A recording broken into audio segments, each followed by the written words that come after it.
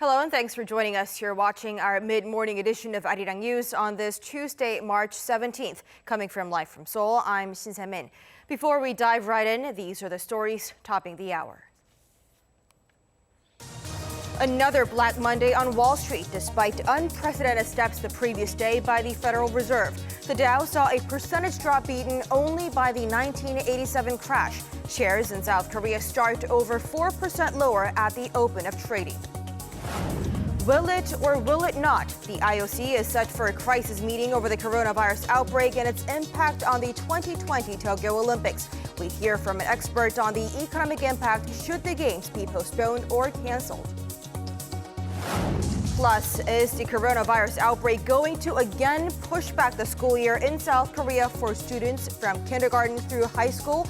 The South Korean government will announce its decision this afternoon. Now, yet another day of carnage for South Korean markets and on Wall Street, prompted by concerns over the coronavirus outbreak. Now, stocks traded despite the Bank of Korea and the U.S. Federal Reserve both slashing rates. For more, we have our Yoon Jung-min on the line for us. So, Jung-min, how's the market faring right now? Well, Samin, the benchmark Kospi plunged over 4% at the opening on Tuesday morning, while the Kosdaq was down more than 3% at the opening. This comes despite the Bank of Korea having slashed its key interest rate to a record low of 0.75% in an emergency meeting on Monday. Wall Street also saw another meltdown on Monday. The Dow Jones closed almost 13% lower, after its worst day since Black Monday in 1987. The S&P 500 and the Nasdaq each tanked by around 12%. Seconds after the opening bell, the S&P 500 dropped 7%, triggering a circuit breaker that halted all trading for 15 minutes. Oil prices plunged to around or below $30 per barrel early Monday as the markets were spooked over the Fed's decision to cut rates to near zero. Brent crude slashed some 11%, while WTI dropped around the same to around $28 a barrel. Right, Jung-min, concerns are definitely growing all around the world. And we also heard from U.S. President Donald Trump perhaps hinting that the U.S. economy may be entering a recession. Well, that's right, Simon. President Trump said the virus may last until this July or August in the U.S., and the U.S. may be heading toward a recession. Here's Trump during the presser. The stock market took another hit today. Is the U.S. economy heading into a recession? Well, it may be. We're not thinking in terms of recession. We're thinking in terms of the virus. Once we stop, I think there's a tremendous pent-up demand, both in terms of the stock market and in terms of the economy.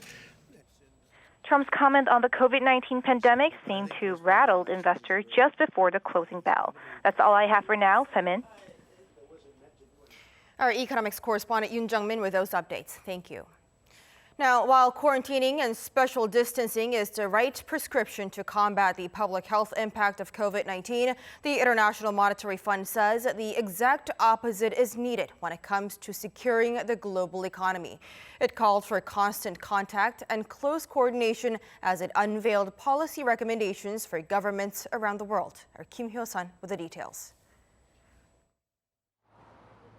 The head of the IMF says the organization is ready to use its $1 trillion lending capacity to help countries struggling with the coronavirus outbreak.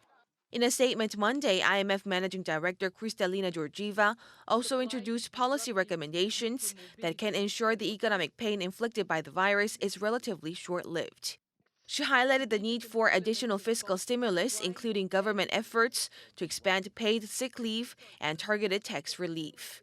The statement also urged major central banks to ease financial conditions and ensure the flow of credit to the real economy, as seen through Federal Reserve's interest rate cuts and asset purchases. Against such a backdrop, global central banks took a coordinated response amid the meltdown of financial markets after investor anxiety deepened over the rapid spread of COVID-19. The Fed's aggressive emergency rate cuts triggered emergency policy easing by central banks in New Zealand, Japan, and South Korea. Australia also expressed its intent to join the global move through a liquidity injection. 6 central banks, including the European Central Bank and the Bank of England, also agreed to take coordinated action to enhance the provision of U.S. dollar liquidity. They agreed to lower the pricing on the standing U.S. dollar liquidity swap arrangements by 25 basis points. Such a move will be an important liquidity backstop to ease the strain on global funding markets. Kim Hyo-sun, Arirang News. South Korea is expected to delay the spring semester by another 2 weeks to early next month. Government sources say that the education and quarantine authorities have agreed to postpone the new school season to April 6th. The decision is set to be announced at 2 p.m. Korea time, so less than 4 hours from now. And it'll apply to all kindergartens, elementary, middle, and high schools across the nation. The South Korean government has already delayed the start of the spring semester twice already by 1 week to March 9th and 2 more weeks to March 23rd. The first human clinical trial evaluating a potential vaccine against COVID-19 has started in the U.S. The U.S. National Institute of Health says it has been fast-tracking work with biotech company Moderna to develop a vaccine using the genetic sequence of the virus. But health officials say it will take about a year to 18 months to fully validate any potential vaccine, adding that testing starts on 45 healthy people between the ages of 18 and 55. President Trump hailed the development, saying it's one of the fastest vaccine developments in history. With a little more than 4 months to go until the 2020 Tokyo Summer Olympics are supposed to start, the International Olympic Committee will hold an emergency meeting this Tuesday with international sports bodies. Now, the meeting will center around actions being taken to combat the coronavirus outbreak while preparing for the Games. But despite rising speculations, officials say they won't be discussing canceling the event. Our Lee Seung-jae reports. With the world in disarray due to the global outbreak of COVID-19, many major sporting events have been canceled. With the 2020 Tokyo Summer Olympics set to start in July, the International Olympic Committee will hold a crisis meeting on Tuesday with international sporting bodies via conference call. The attendees will include national Olympic committees and athletes. The IOC says it will be centered around actions being taken to fight the outbreak while preparing for the Olympics in July and August. IOC Chief Thomas Bach and other committee members will also try to answer any questions the participants may have. The contents of the meeting indicate the IOC is still considering holding the event despite the global outbreak. Last month, IOC member Dick Pound told the Associated Press that there is a possibility the outbreak could lead to a cancellation, and they would continue to monitor the outbreak and its dangers as they progressed. However, despite the surge in number of cases and deaths worldwide, Japanese Prime Minister Shinzo Abe said last Friday that he's still confident Tokyo will host the Olympics as planned. On Monday, the IOC's boxing task force suspended the ongoing European Olympic boxing qualifier tournament being held in London amid the outbreak in Europe. In addition, tournaments scheduled for the Americas and the final world qualifiers in May have been suspended as well.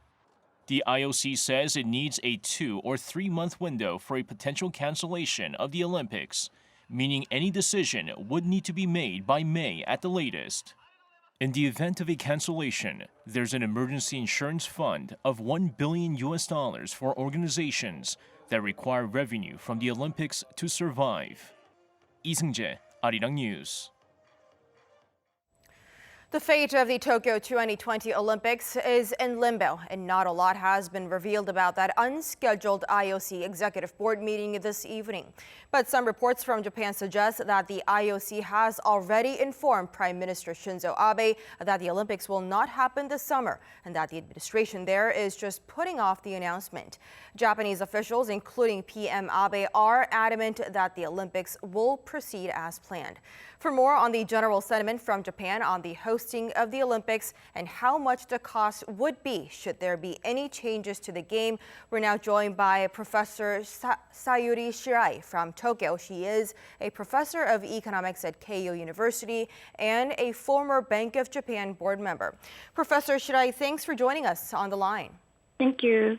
Thank you. Now, I just want to start things off by saying that Kyodo News have already reported that 70% of the Japanese public do not expect the Olympics this summer.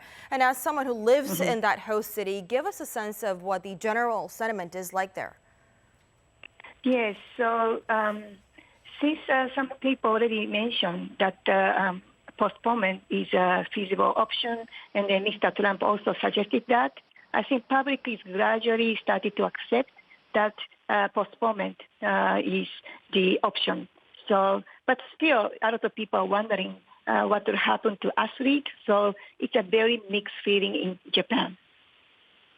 I understand it can only be a mixed feeling for a lot of the athletes there. What do if the Tokyo, that's a big if though, if the Tokyo 2020 cannot be hosted in July as previously planned, are we talking about numbers in terms of the losses that Japan may have to face? So Japanese economy is already suffering from the consumption tax hike, which took place October last year. So we already have had a very large negative economic growth for the October, December last year. So we thought that the economy will start to pick up in January, March, but now that's not happening. So the Japan will experience another negative economic growth for this January, March. And if this Olympic program will continue, so we are not able to hold the Olympics this year, and also global economy continue to slow down, most likely that Japan will have a negative economic growth for whole year 2020. So economic damage is very serious. Do we have a ballpark figure as to how much of an economic loss we may be faced with? Because SMBC Nikko Securities have already suggested that around $75 billion of losses would be made. What do you say to that? I see. That's a bit difficult to tell because it really depends on how soon this containment of COVID-19 will take place. So it's a bit difficult to tell. So, but the damage is that for the tourism and the services sector.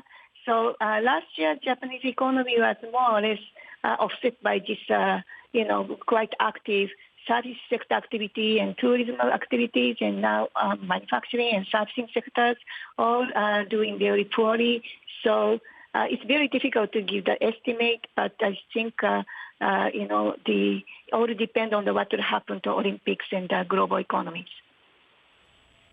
And if we may stretch that just a little bit, the Bank of Japan's announcement yesterday to boost its economic stimulus perhaps taken, do you consider that as they have taken the Olympic factor into consideration?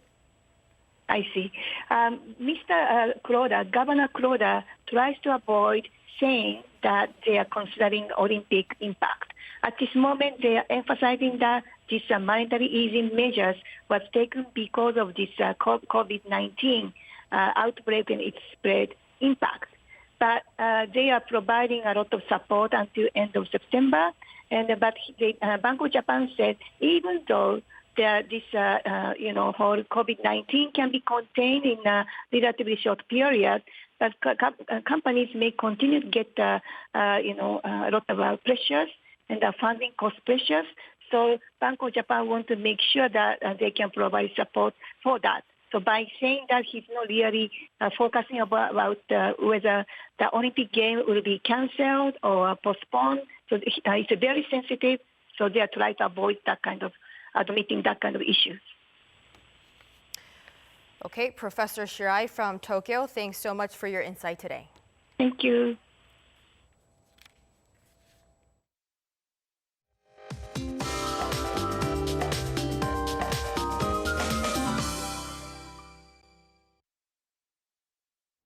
Good morning. Depending on where you are, you'll have different weather conditions to be aware of. First, inland regions will receive light rain, with the chance of the mountainous regions of Gangwon-do province seeing some snowfall. Meanwhile, a dry weather advisory has been expanded to eastern and southeastern regions, while the capital and some western parts of the country could see high levels of fine dust today. Lots of clouds to start the day here in Seoul, but it will get sunnier as the day goes on, and it should feel more like spring by the afternoon, so we can dress a little lighter today. In fact, daily highs will be a couple notches higher than these season norms. So afternoon highs will be 2 to 6 degrees higher than yesterday in most regions. Jeju and Gyeongju getting up to a nice 19 degrees Celsius. The spring warmth continues this week, but rain is in the forecast for Thursday in central and western regions, and this will mean cooler temperatures. That's Korea for you, and here's the international weather for viewers around the world.